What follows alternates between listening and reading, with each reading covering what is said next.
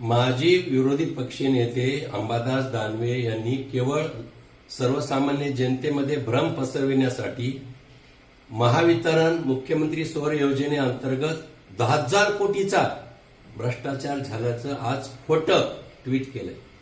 खरं म्हणजे मला त्यांची कीव येते की स्वतः आता विरोधी पक्षनेते नाही, शिवाय त्यांचं पोलीस संरक्षण, त्यांची सुरक्षा काढण्यात आली आणि म्हणून की काय जो पहिल्यासारखा रुबाब आहे तो राहत नाही आणि म्हणून त्यांची मानसिकता वैफल्यग्रस्त निश्चितच मी समजून घेऊ शकतो.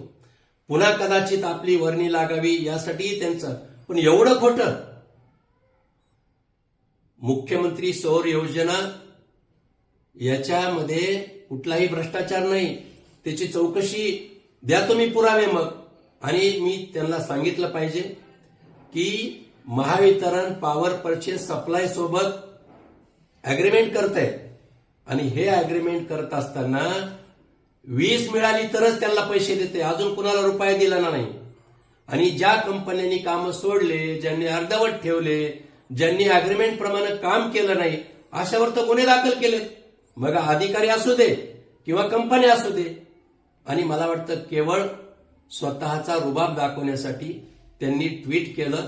खोटं बोलून माध्यमाला, जनतेमध्ये सत्ताधाऱ्याच्या विरोधात भ्रम पसरवण्याचं काम अंबादास दानवे यांनी केलं हे निश्चितच.